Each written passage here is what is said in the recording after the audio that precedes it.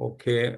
Yeah, it's good so that I can admit. Last time you had a problem of you had to keep admitting and talking. I remember that. Yeah. Good morning, Peter. How's it going? Morning. How are you, Peter? Good. Chandra, could you also make me co-host so I can share my screen? Yeah, share screen. Yeah. Let me do that. I'm in DC, Peter, by the way. You are. Yeah. Okay, I'm saying multiple participants can share simultaneously so that will not. So both Dr. Vijay and Peter can share. Thank you. And by the way, this is Mithun is the one who is coordinating from Christ College, and Mithun incidentally is a potential student to come to UNT. Okay, he's a professor. He's a professor at this place, a professor of mechanical engineering.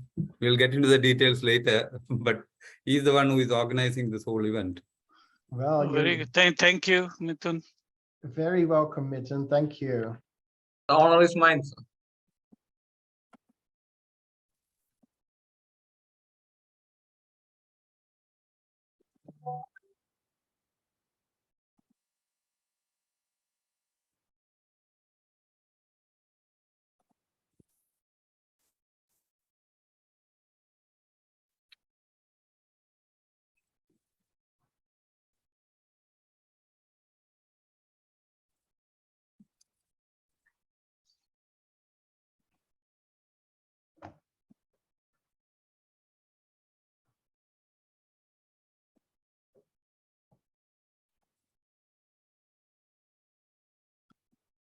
A lot of people are entering, and I'm admitting all as soon as they keep coming. Welcome, Amrita, Sunil.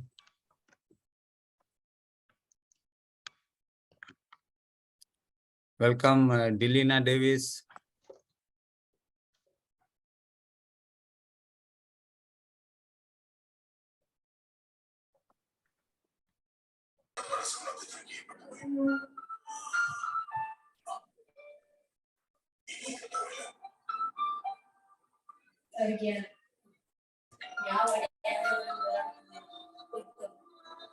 Sir, can you kindly mute all the participants? In the jockey.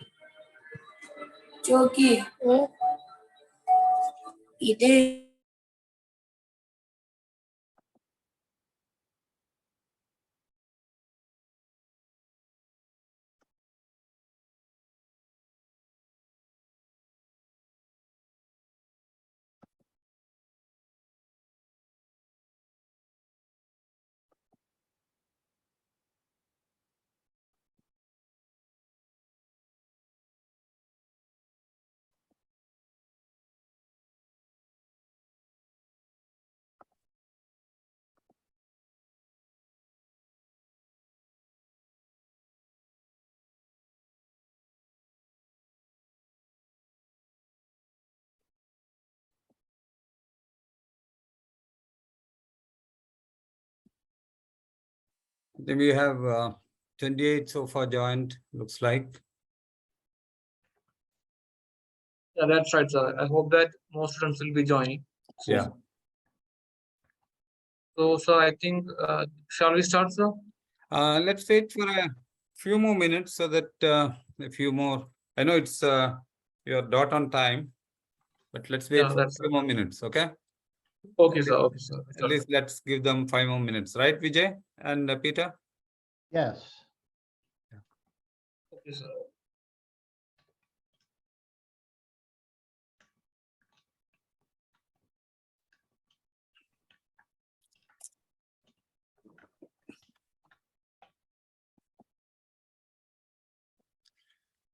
Welcome, Tia, Victor, and Femina. Welcome, Adit.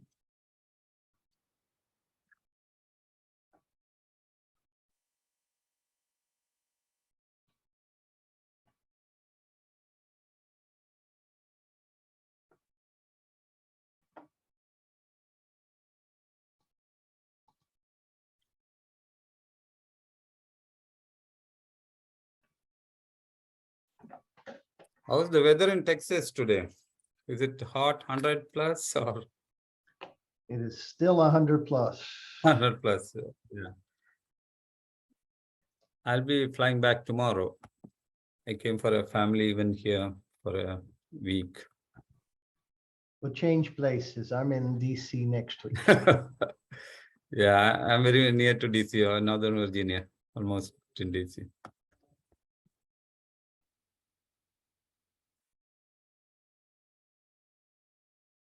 We are almost touching 40.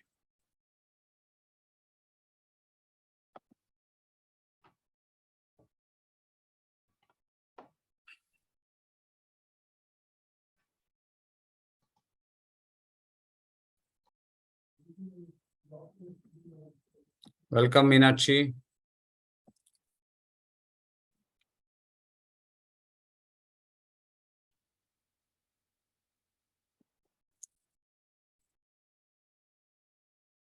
Mithun, you can ask them to open the video for whoever is possible so that we Okay, can sir. see the body language also.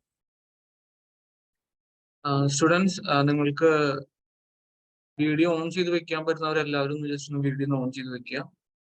Just a request. Those who can kindly switch on their videos.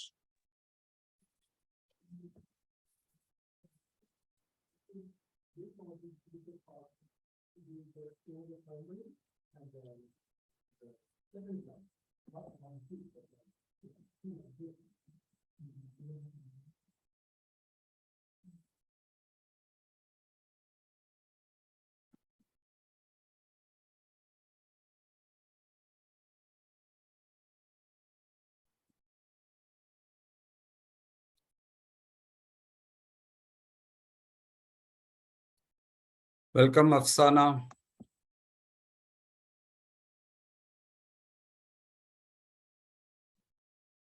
Welcome, Fabulous. I like the name, Fabulous.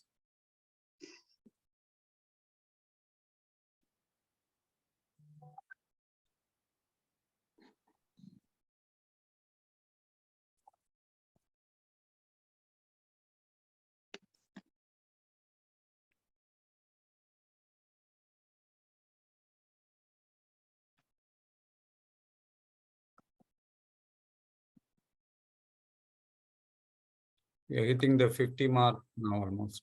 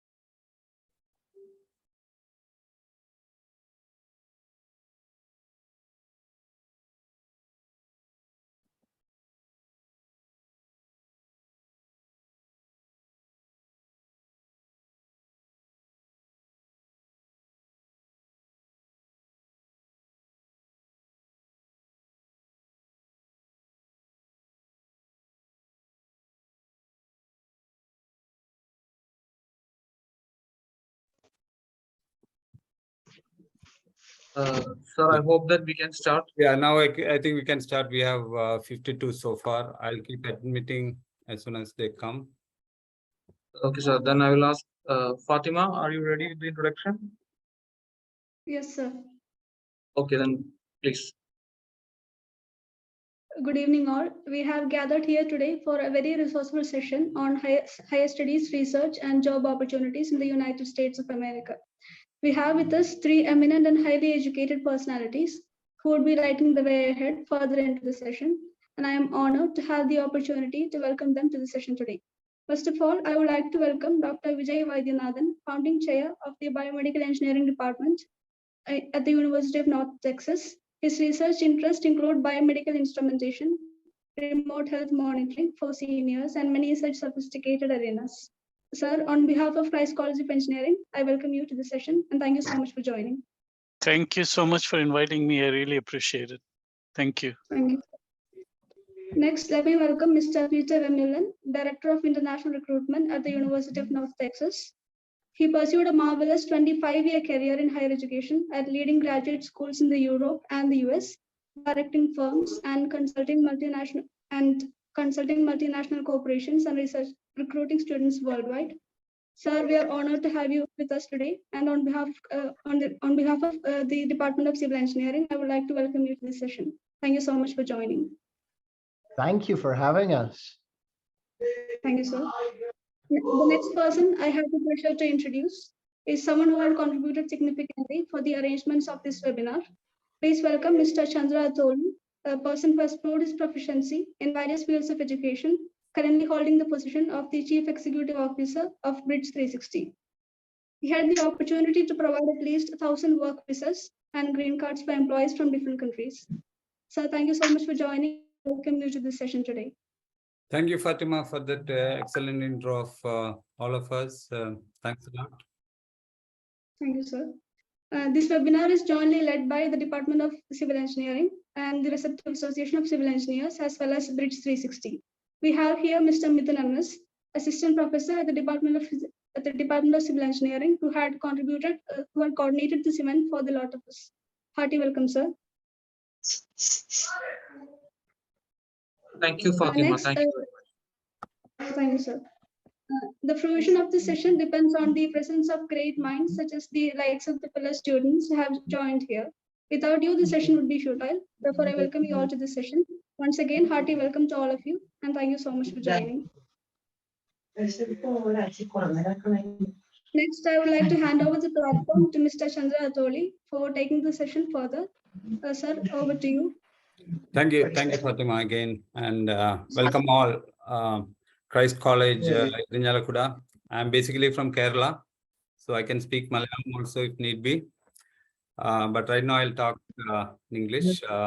And first I want to thank Midun for taking the initiative of this whole event. It has been a pleasure interacting with Midun, and he came up with the idea of he wants to give this thought and that process to all the students in Christ College. So that is how it started. And I'll take just 2 minutes of your time. So what we, Bridge 360 as a company is doing is, as the name suggests, we bridge the universities in US and the colleges and the students in India. That's what basically, as the name suggests, Bridge 360. We handhold the students from India, Kerala, to come to US and pursue their higher education, and we open up the avenue for them to dream. So we make their dreams come real. And why we are doing it is, we want to empower the new generation. So I want all of you to be empowered. After hearing this, you will understand the possibilities and the potential of coming to US. So that's why we are doing this one. And another theme of this one is, we want to make US education accessible for middle income and low income families in India. So that is, everyone thinks that it's very expensive to come to US. So we need to demystify that thought process. So making US education accessible for middle and low income families.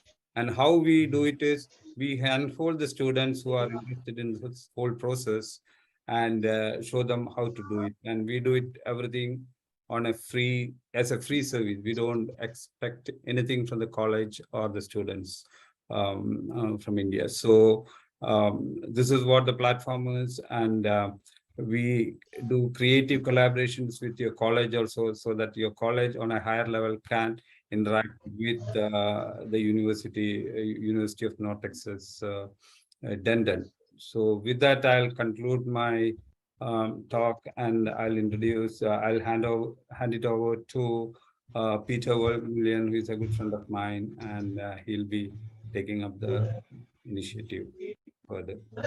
Over to Peter. Peter, all yours. All right.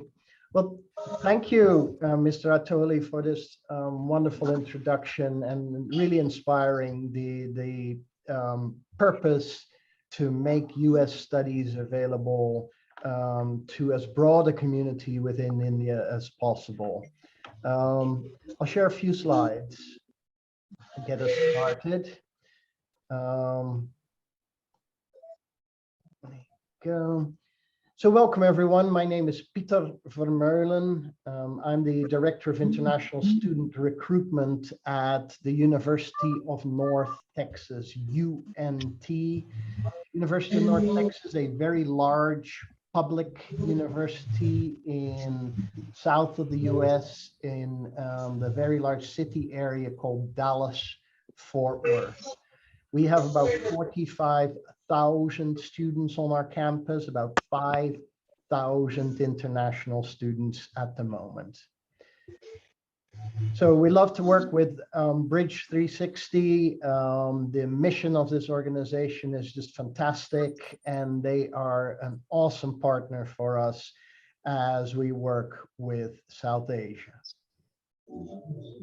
So quick introduction where we're located. If you look at the night sky map of the US, you'll see a really big bright dot in the night sky that really lights up in the middle and south of the nation.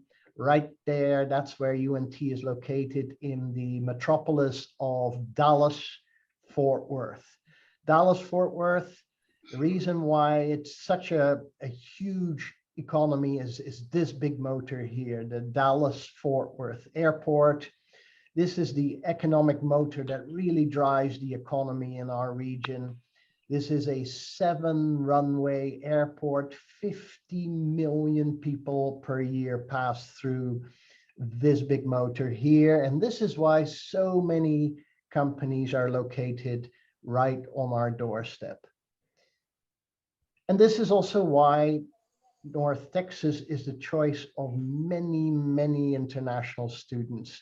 If you look at where international students are mainly choosing to study in the US, there's basically 4 states where about 80% of all international students are studying.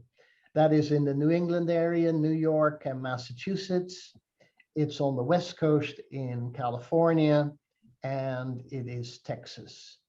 And so Texas, because of its fantastic economy, also because of the intensity of research that goes on here, a top location to pursue your studies. And it is driven really by this economy that you're looking at here. This is downtown Dallas. Dallas-Fort Worth, a twin city with many, many of the world's tech firms right on our doorstep. And we were located about 40 minutes drive north of the big city center of Dallas, in much more of a student town called Denton, Texas. You see it, it has the feel of small town USA with a courthouse and wonderful lawn in the middle. Lots of wonderful restaurants and little shops around the edges. A very safe, very pleasant student town. And the university itself is like a village by itself. We are an enormously big tree-lined campus, about 45,000 students. And the students live right with us here on campus. We have 13 different residence halls. We also have around the perimeter of the campus, many, many places where students can stay just off campus. This campus is enormous. It has its own facilities, its own places where the students eat, about 13 different restaurants. It has its own little fire and police station, and very large city by itself. Second facility that I also want to point out is we have a auxiliary campus, which is just very close to the main campus, which is a wonderful research facility called Discovery Park. This is where Dr. Vaidyanathan is located as well. And just to get an idea of the scale of this this place, you'll see the little white truck in the foreground, and you'll see just how massive this place is. This is the facility where our College of Engineering and our College of Informatics are located. So in the US, you have basically two types of universities. You have those where there's only teaching going on, and you have universities where there's very much the research activity as well. And UNT is in that latter category, where on our campus, we have many laboratories, many labs, and our faculty are very actively involved in research. And so the ranking that matters for the University of North Texas is the Carnegie Foundation ranking, where we are a tier 1 research university, which means we're among the top 3% of research universities in the US. So I've been coming to India for many, many years, and it's really been a wonderful theme throughout my career. And one of the things I've noticed is that, especially in the field of engineering, there's really a constant change going on in what students are interested in. You know, just 10 years ago, 2012, I would come to India, I would look on the back of a rickshaw, and it would say telecom. And everyone wanted to be a telecom engineer. Just 5 years ago, just before the pandemic hit, I would look on the back of the auto and it would say networks. And many people wanted to be a networks engineer. Just earlier this year, I was in India in April, and I look on the back of the rickshaw and it says big data. And so we're squarely into a big data economy, the economy that is now growing and heating up after the pandemic is really going to be a very different economy. It's going to be an economy where industry is going to be looking for new talent. And we have with us today our chair of biomedical engineering, Dr. Vaidyanathan. He will tell you a little bit more about his field, but let me give you a broad introduction of the areas of study that industry is now really looking for. Here's an example of one of those big industrial giants. This is the new Giga factory from Tesla, which just moved into Texas. This is an enormous new production facility. And you know, the reason why companies like this are moving to Texas is not just because of tax reasons. You know, many states in the US provide good tax benefits, but they're moving to Texas because in Texas, they can find the right talent, the right new employees for the future that will really help a firm like this succeed. And where does that talent come from? Well, they come from all over the world. And there is a wonderful group of students who join us every year from India and go on to launch their careers at exciting tech companies like Tesla. So let me give you 3 areas that students are really interested in for the new economy. First of all, within engineering, here are the 4 areas that are really lining up for this new economy. First of all, within electrical engineering, there's a lot of research going on our campus in terms of robotics, and especially with the flying robots, the drones. Secondly, within mechanical engineering, we have a strong emphasis on energy engineering, stronger battery technologies, things like that. Then there is the area of material sciences. Material sciences, on our campus, we have our own clean room, Center for Nano Fabrication. And then there is the very fast developing field of biomedical engineering. And Dr. Vaidyanathan will talk about this shortly. Then within computers and IT, of course, we have the traditional field of computer science. But lining up to get you a great start for the new economy are the fields of artificial intelligence, where UNT has a full master's degree in AI, cybersecurity, where we have a master's degree in cybersecurity, and of course also IS within the management area, MIS. And then finally, another area that I wanted to point out today is everything to do with analytics. Remember, this new economy is all about big data. And on our campus, there's many ways to get ready for this big data economy, including data science in our College of Informatics, business analytics in our College of Business, data engineering as well in our College of Engineering. And so plenty of great opportunities to be at the forefront when these companies start hiring for the new economy. Let me emphasize another aspect. Mr. Attoli already described to you that what we find really important at North Texas is that we remain accessible, affordable to students, not just from the most affluent echelons, but really from across the world. One thing that is going to make a huge difference in your budget studying in the US is simply the location of where you study. What you're seeing is a map of the cost of room and board in different states across the US.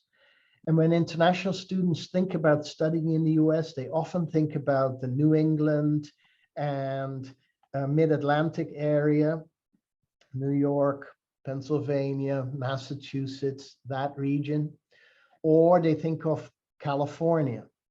And these two areas are the most expensive places to live in the US, with Texas being relatively much more affordable. Secondly, the level of tuition at North Texas is also much lower than on average throughout the United States at public universities.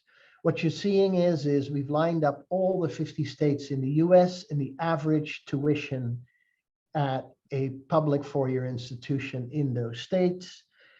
And you see that the Texas average is already in one of the lower brackets. And you see that UNT's tuition here all the way to the right-hand side of the screen is actually much lower still, and one of the lowest in the US. And then on top of that, North Texas has wonderful mechanisms to also gain scholarships and also mechanisms to pay in-state tuition. So we'd love to talk to you more about that. We're going to give you a very simple email address that you can keep in touch with us. And then let's go to Dr. Vaidyanathan, who can talk about his field. So here's how you stay in touch with us: southasia@unt.edu.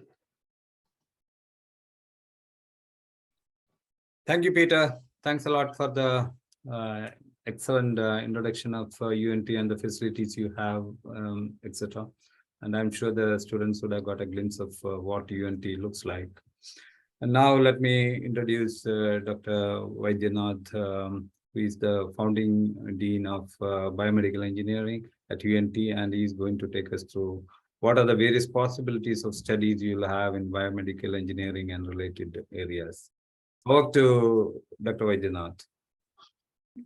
Thank you, Chandra, and thank you, Peter, for the introduction. If I let me share my screen with you so I can go over biomedical engineering. So can everyone see my screen clearly? Yes, sir. Yes. Okay. Yes. So my presentation will be on biomedical engineering. And if you have any questions pertaining to biomedical engineering, I'll be very happy to answer them. So this is a quick snapshot of our department. The department came into existence in 2014, so it's a very young department. The master's program started in 2017, and our PhD program is very new. It only started in 1 year ago in 2021. Our unique feature is we have grown in this short time to more than 300 students. In fact, I think by fall, we will be well above that 302. At the undergraduate level, our student population is 48.5% women. Now, this may not seem like a big thing in India, where 50% women in engineering is very common. But in the United States, it's a big, big thing. You don't find a lot of women in engineering. At the graduate level, actually, our graduate population, student population is exactly 50% women. We have graduated more than 150 graduates. And as you can see, we have 10 faculty, tenure track faculty who do research and 1 lecturer. For those of you who are interested in the bachelor's program, our bachelor's degree is a very multidimensional degree. You can get a bachelor's degree in biomedical engineering with 2 minors, a minor in mathematics and a minor in any other engineering discipline or biology. We also have an accelerated program where you can get a bachelor's and master's degree in 5 years. That's for very exceptional students. Then coming to our master's degree, we have a master's degree where you can get a degree in graduate degree in biomedical engineering and also get another minor in either engineering, any other engineering or business or even music. And some of the other degree options that we offer are a 2-year MS MBA option. So in 2 years, you can get 2 graduate degrees, a MS degree in biomedical engineering from us and an MBA from the College of Business.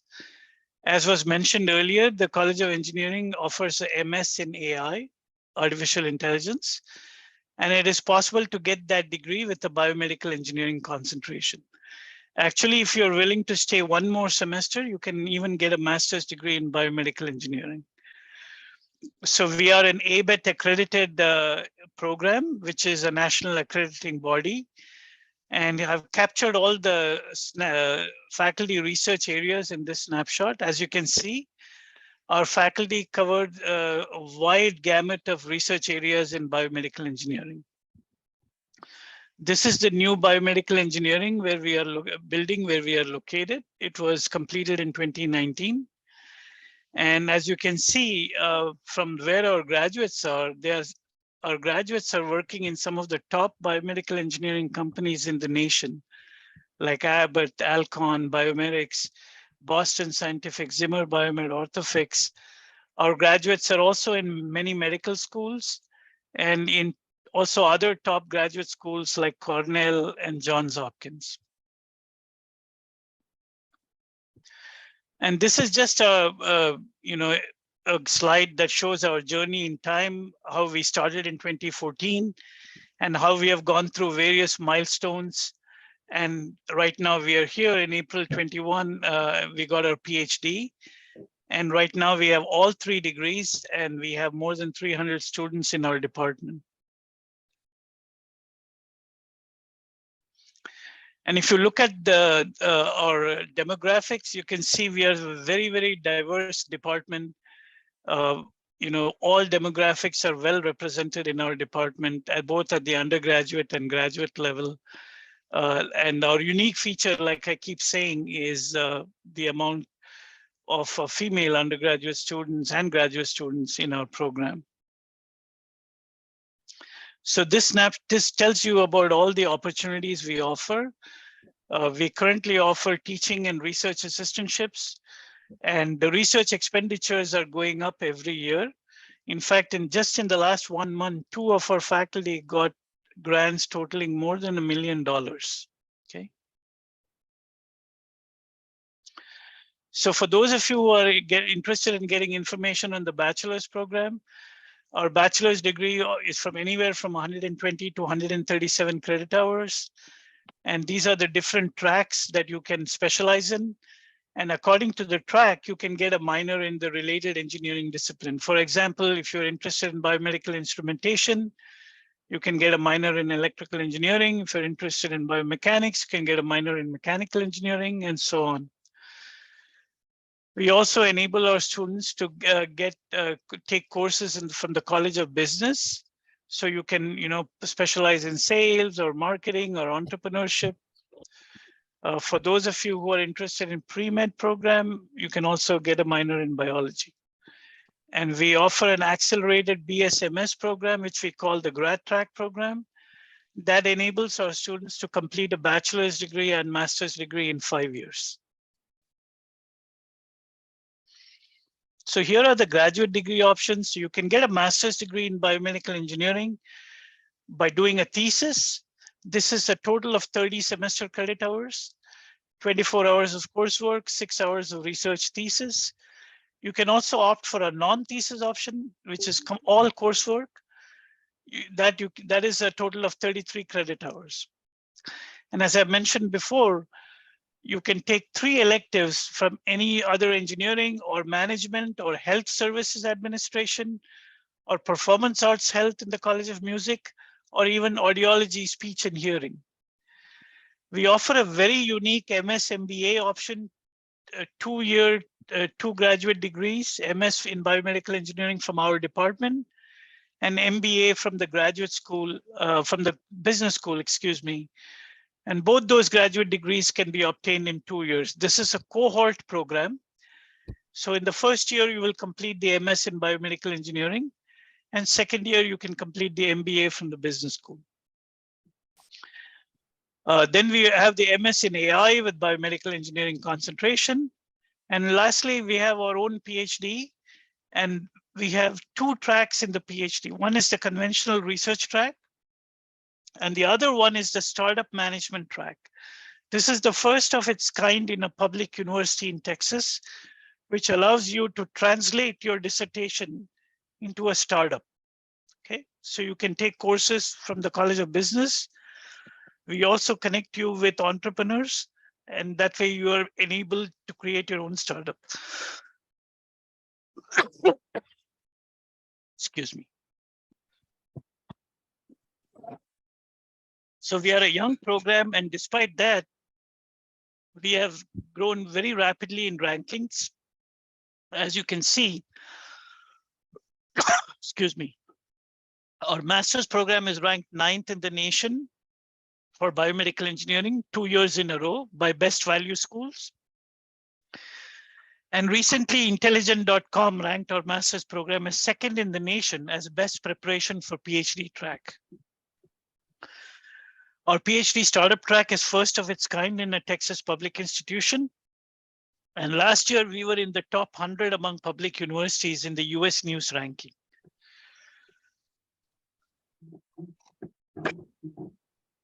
And many of you might be interested to know what kind of research our faculty are doing here.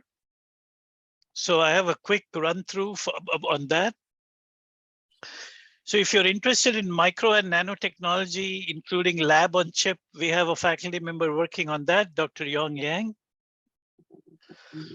Then if you're interested in bio 3D printing, we have a very outstanding faculty member who is a pioneer in this field. He also has his own startup company, which he has brought with him to our department. On the other hand, if you're interested in more macro things like instrumentation, robotics for biomedical engineering, soft robotics, and exoskeleton design, which will enable people to walk better, we have Dr. Amir Jafari, whose research area is in the area of biomechanics and rehabilitation engineering.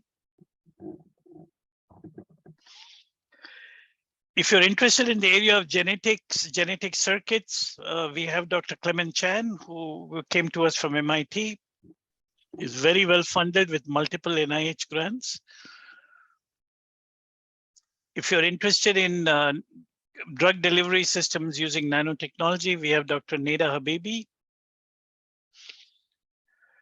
And then Dr. Brian Meckes works in the exciting area of advanced biotechnology for stem cell differentiation.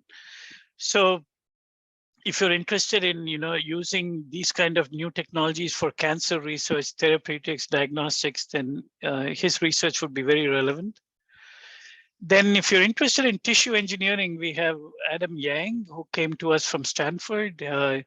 His area of interest is particular to cardiovascular disease modeling and regenerative medicine. On the other hand, if you are more inclined towards medical imaging and biosignal processing, then we have Dr. Lin Lee. He recently got a NIH R16 grant.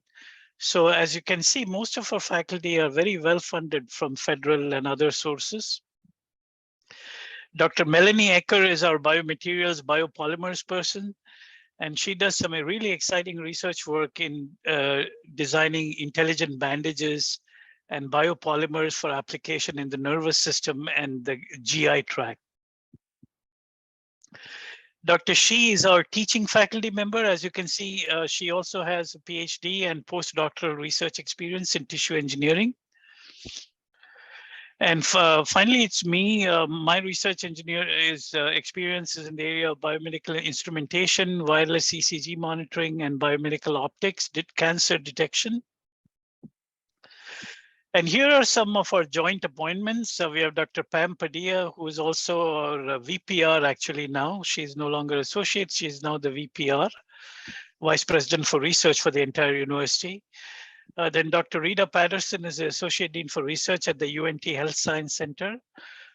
Her expertise is in the area of biomechanics. Dr. Al Yarvardi is in the area of osteopathic medicine and new technologies in medicine. Then physiology and anatomy is Dr. Jonathan Toon. And then we have Dr. Mark Albert, who is a joint appointment in Department of Computer Science and our department. He's our resident expert in AI and machine learning. Dr. Kisa Mathis does work on applied physiology. And lastly, we have Ms. Denise Ressler, who is a consultant with 20 years experience in FDA regulations. And she actually teaches an undergraduate and graduate course for us in that field, in terms of FDA regulations and international regulations for getting medical devices confirmed by the FDA. So these are all our faculty, and lastly, this is my passion. This department is my creation, my baby. So I take great pride in this department. So this is a basic, quick, short description of biomedical engineering and what we do. Very quickly, I wanted to show you a website where you can apply. So if I can share my screen one more time. So for those of you who are interested in applying to master's and PhD programs in biomedical engineering or any program at UNT, what you would do, you would go to this website, you would register, set up an account, and you would go through and fill out and choose the master's degree in biomedical engineering or PhD in biomedical engineering from the website, and you would apply to the program. And once you apply to the program, your application would come to our graduate school. Our graduate school will do the initial screening, looking for standardized test scores, giving you a standardized GPA in the US format. And after that, they would send it to the department for our decision. So that's how the admission process works here. So thank you again for your time and for your patience in listening to me. If you have any questions, I would be happy to answer them. Thank you. Thank you, Dr. Vaidyanath. It is excellent points you have mentioned. I'm sure the students would have understood the various combinations of degrees you could take. Rather than from India, we are just looking at one particular area of concentration. Here, there are possibilities of working in all these different areas which Dr. Vaidyanath was referring to. And it is up to your imagination to see what you want to study.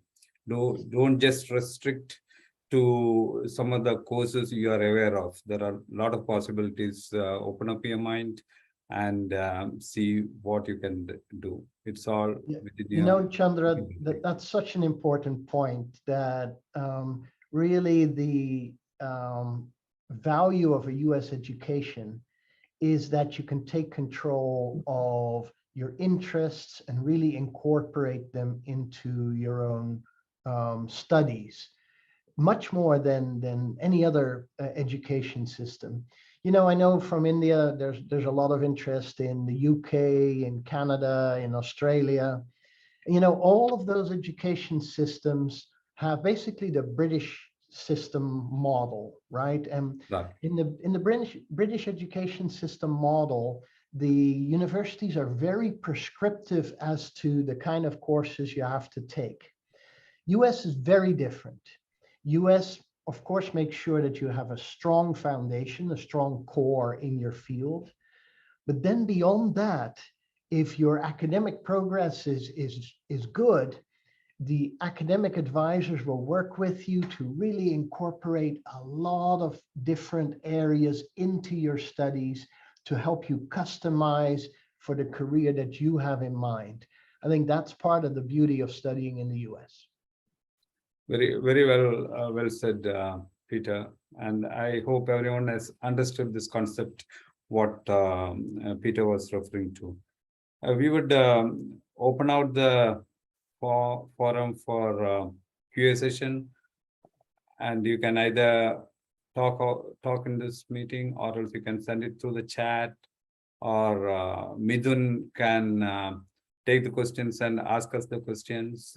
Whichever way, we are open to answer all your queries regarding US higher education, the fee structure, the visa, or whatever you want to know, means we can know, we can let you know. And if you are not able to have everything in this time, you can communicate to Midun, and he'll be able to communicate with us and UNT, and we'll give you the full picture.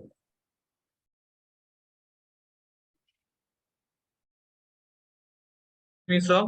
Yeah. Can you hear me? Yeah. Yeah. That's right. They asked a few questions.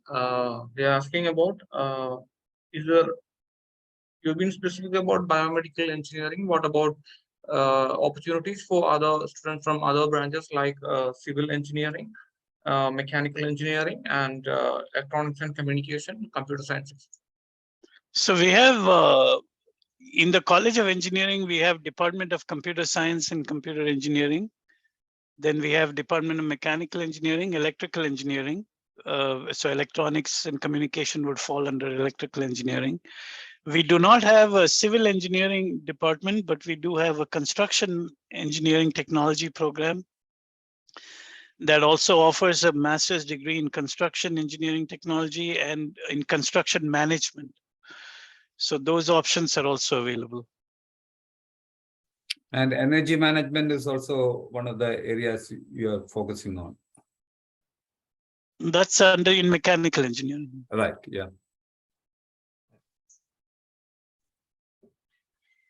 Chandra, remind me, Christ University based in Karnataka, is that correct?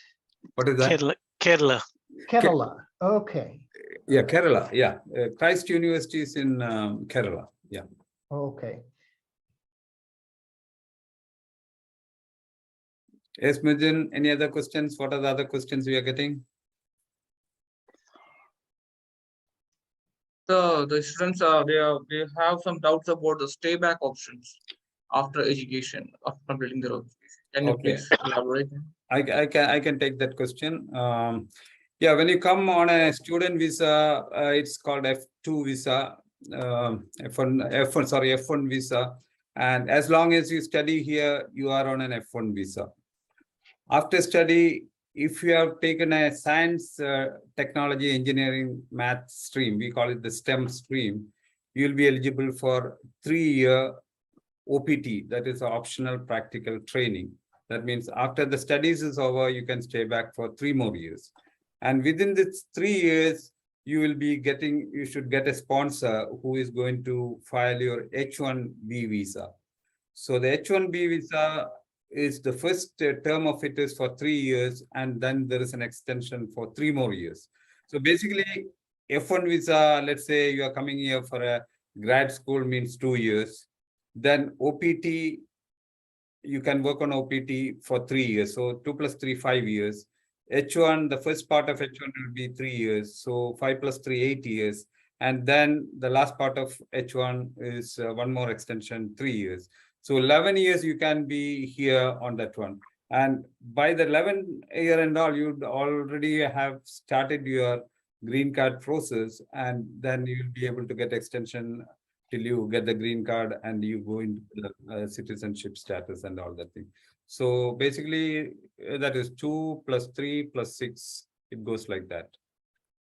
And if you are in any of the trending technology areas we have been talking about, means the getting a job should not be much of a problem, especially in UNT, which is in Dallas. As Peter was telling, it is a bustling town, city, Dallas. There are a lot of employers looking for very, trending technology people who have graduated. So you should not have any problem in getting a job and staying back normally. It's especially in the biomedical engineering field. I think what Chandra described is it is quite a typical process where students, of course, beyond their studies are definitely looking to get some industry experience as well. One thing to keep in mind that initially when a student comes to the US, they come on what's called a non-immigrant visa, right? And this is really quite very important for your visa interview, that initially the intent that you express towards the US government is one of a non-immigrant, meaning that you're coming to study, and you're definitely also with that OPT period coming to gather some great internship experience. But initially, the way you'll present yourself to the consulate will be as a non-immigrant, meaning that you will very much emphasize the study component of your reason to come to the US. Now, later on, as your studies progress, as you pick up more internship time, you'll find that a lot of companies are looking to you as very valuable potential employees as well. And so I think what Chandra described is a very realistic path, but do be cautious in your initial visa application that you very much emphasize the student component of what you're coming to do in the US.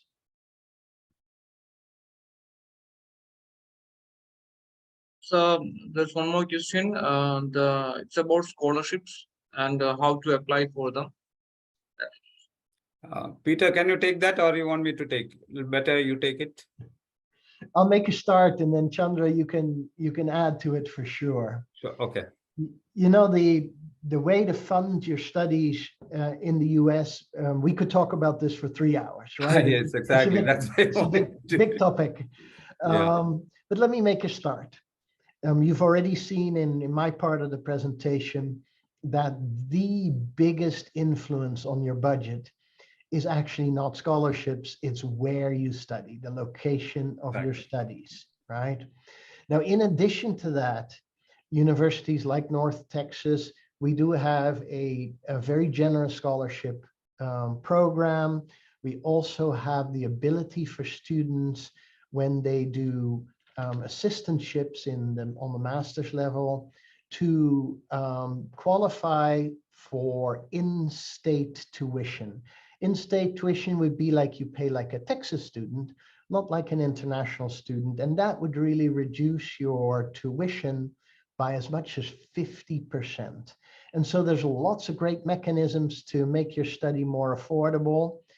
Best way to get information on that, though, is to let us help plan that with you so that we understand what your financial needs will be, and we guide you to the right resources to help make that possible for you.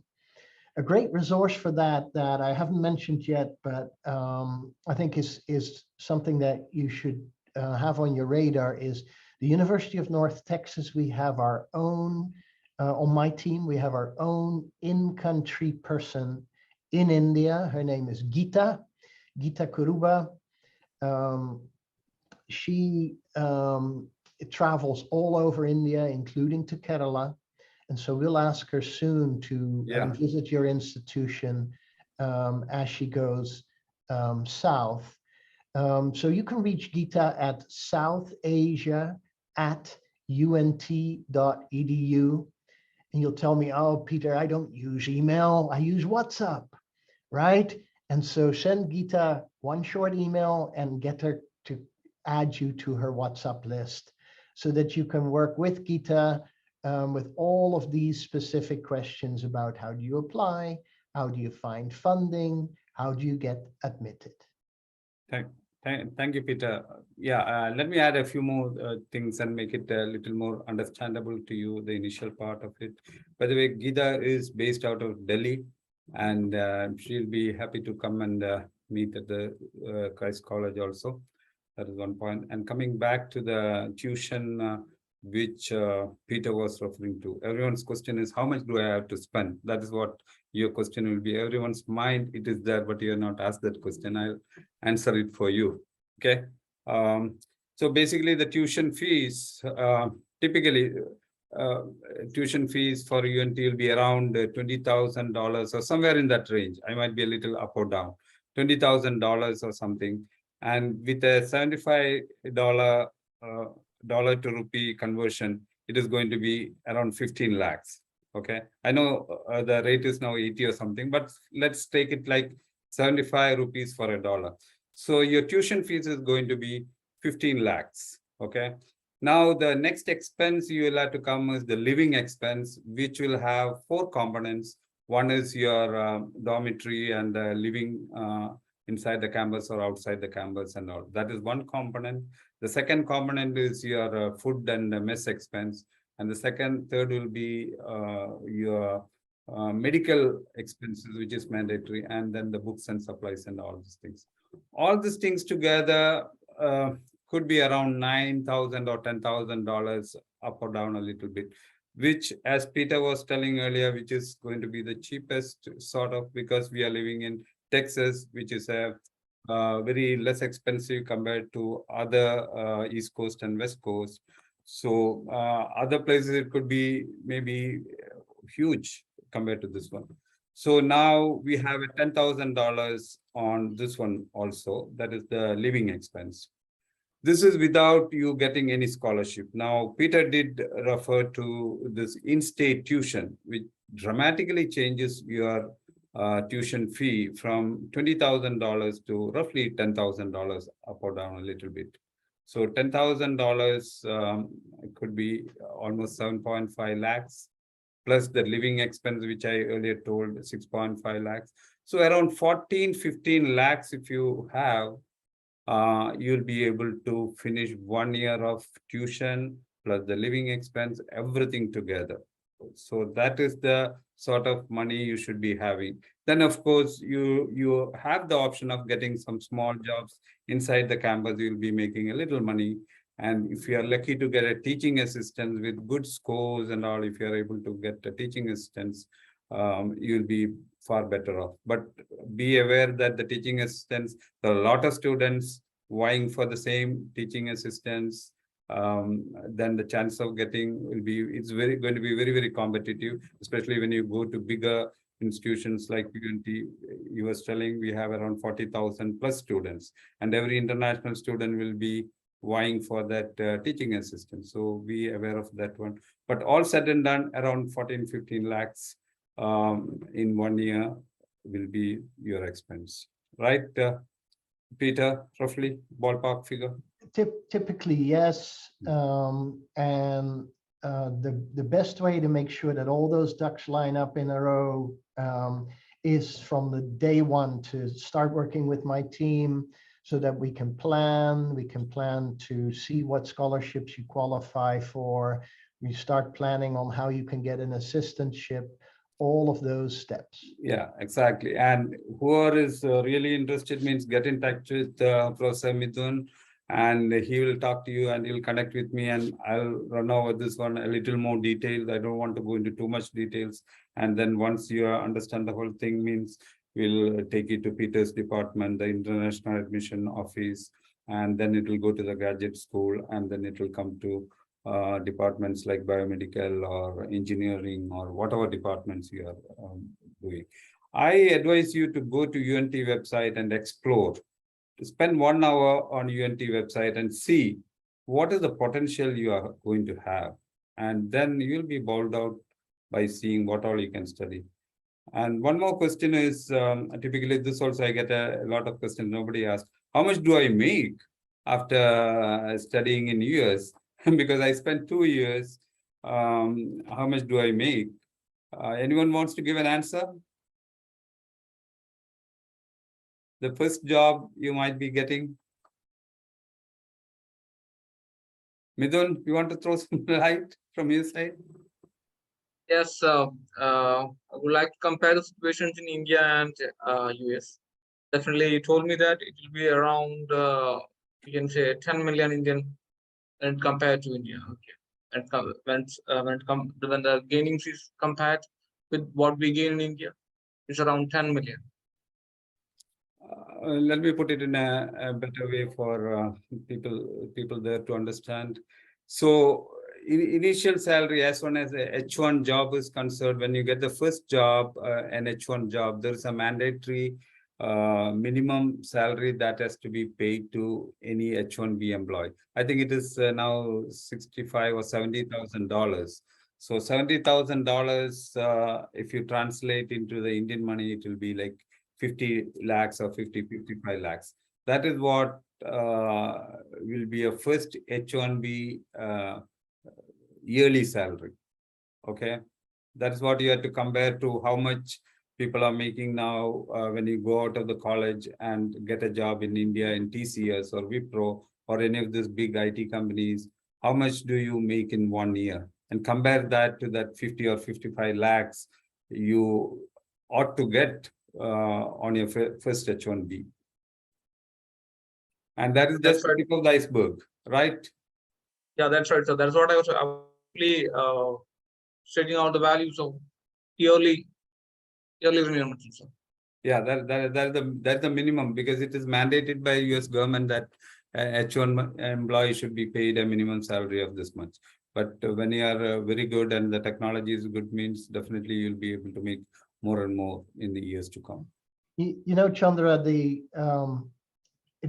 it's interesting to try and put a number on future salary, of course, and certainly by and large, our students recoup the investment of their studies very quickly, as in within the first 5 years. Exactly. Now, another aspect to keep in mind is many of the graduates from US, though, they will find careers all over the world, right? I'm just back from the Middle East and found that, especially in the Emirates, many US educated folks are having fantastic global careers located right there. And so folks should keep in mind that a US education doesn't just open the door for perhaps a career in the US, but is very relevant to careers either back home or around the world. And so in addition to certainly a much stronger earning potential, you pick up the potential to be much more marketable for a global career. And I think that's really where the gain is of the US education. And yes, within the relative short term of about 5 years, you'll find that your basic study costs are also recouped. Very, very true. Very true. And now I have noted a recent trend. It's not recent, it has been happening. Big corporations in the US also, once they hire the employees and give them good salaries, they are now giving options for the employees to go back and work from India. Almost 80 to 90% of the salaries they are getting in the US, they are getting from India also. I have 2 of my friends with family, with the spouse, they were working in big corporations here. they were given the option, if you want, you can go and work from India. And the salary was almost 90% of what they were making here. So you don't have to leave your parents and all come here and have to stay here. You can get the education and you can be anywhere in the world, like maybe Emirates or New Zealand or wherever you want to go, you can get a job, or maybe it's back in India. So you're just opening your doors for the career and making your dreams happen. Yeah, Chandra, typically this is a phase of career, kind of a progression where we do see a significant number of our students who, after studies and after the internship period, decide they're going to go home for a number of years. Often they then work for either US or international companies locally.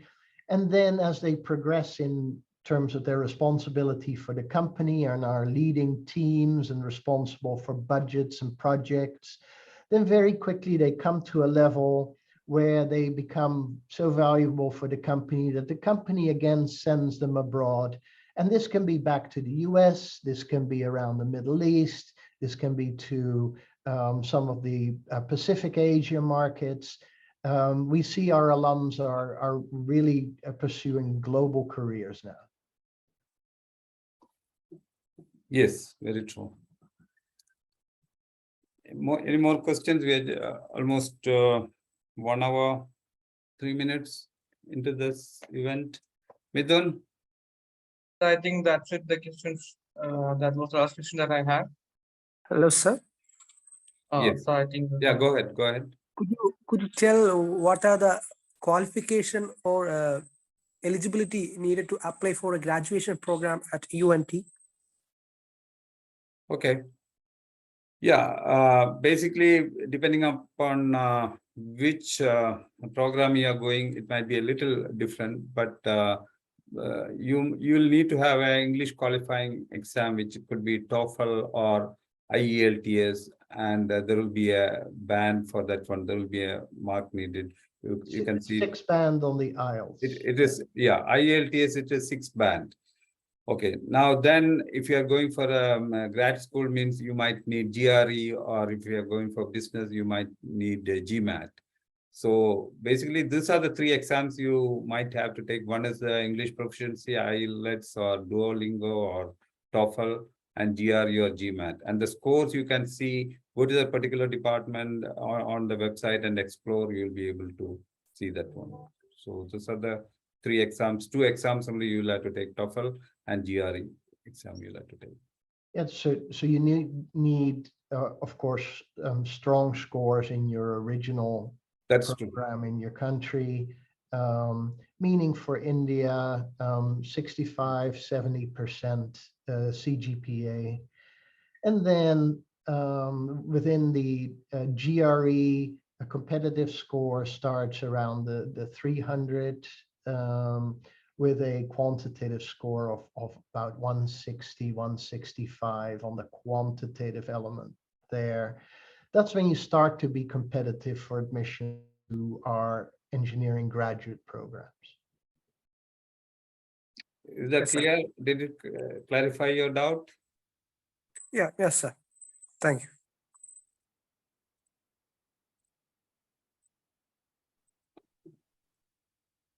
I think that's it. We are not receiving any more doubts. Yeah, if anyone has further doubts, means they can ask you, or you can send an email to studyInUSA@Brit360, or any of the emails which Peter and Dr. Vaidyanath has given. We'll all respond. We all work together, so no worries. You can communicate to UNT also. But Professor Midun will be your easiest approach. So connect with him today itself, and let him know what you people want to study, and we'll take it forward. Okay. Somebody is just joining right now. Okay. Okay, then we'll wind it up. Okay, so Thank you so much. I think they have a small ceremony, probably vote of thanks they might be having. okay, thank you Dr. Vijay Vaidnathan, Mr. Peter Vermeulen, and Mr. Chandra Atholi. It was a wonderful session that you had. I personally thank you for giving all this information. I think that my students will be inspired by this and they will be contacting us at the earliest. Thank you all. Thank you very much. Thank you, Midun. Thank you. Wonderful coordination. Thank you. And Peter and Vijay and all the students. I especially thank all the students who took time to come for this one, just to understand what are the possibilities. So we have opened the door for you. Now you're all welcome to enter into UNT world. Okay. I specifically thank all the students who have come here. Thank you all, my dear students. Thank you very much. Thank you. Bye. Thank you. Good evening.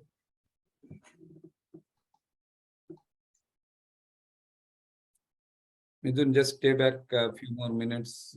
Sometimes people will ask questions in the last phase also. I've heard I had it happening like that.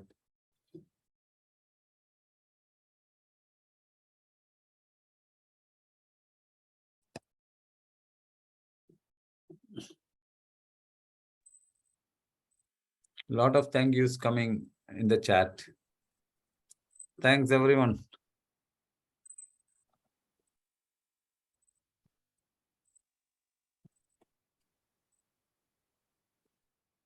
I'm getting Midun. I'm getting. We are still 17 people there. I'm getting. It's being recorded.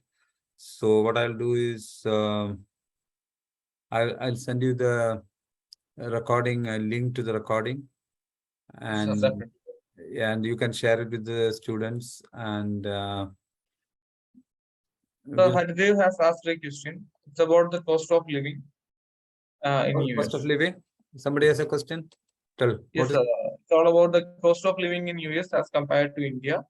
How I think that he's trying the question how we can manage. Yeah, the cost of living. I said already. The cost of living depends on the city where you're living. Okay, if you are living in the New York or in that area, east, we call it the East Coast, it is very expensive. Likewise, if you are living in California or Los Angeles and all, it is going to be very expensive. So the middle part of US is relatively less expensive, and out of that, Texas is the least expensive.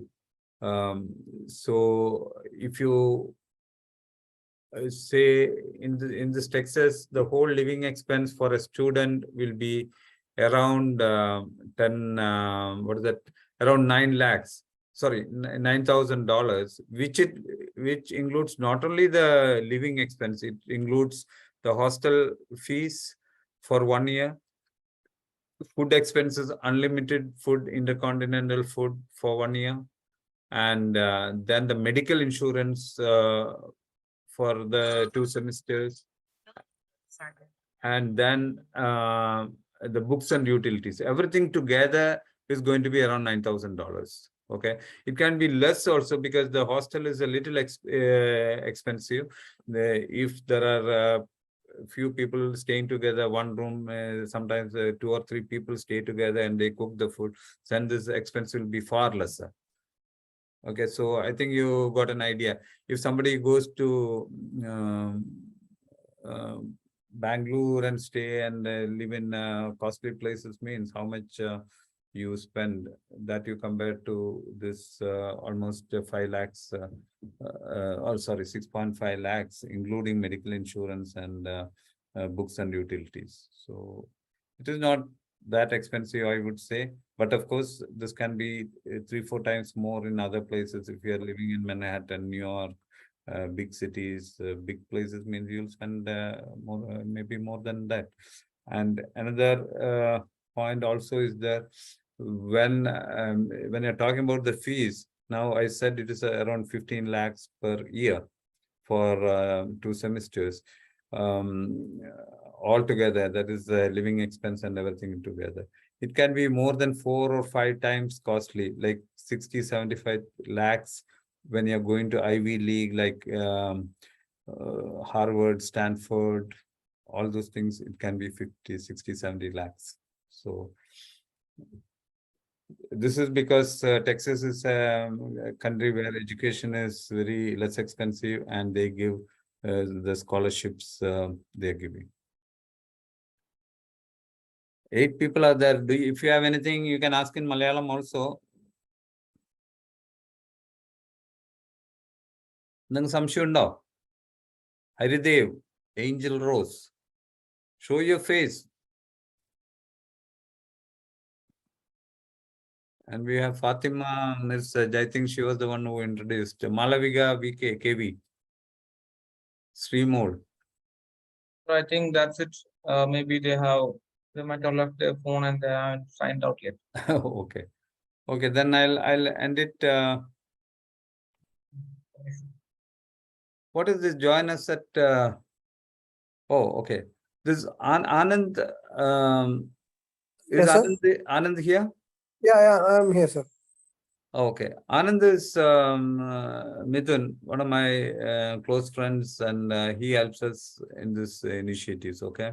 That's why he has given that telegram. We have started a telegram group where all this. So I have seen it, sir. Yeah.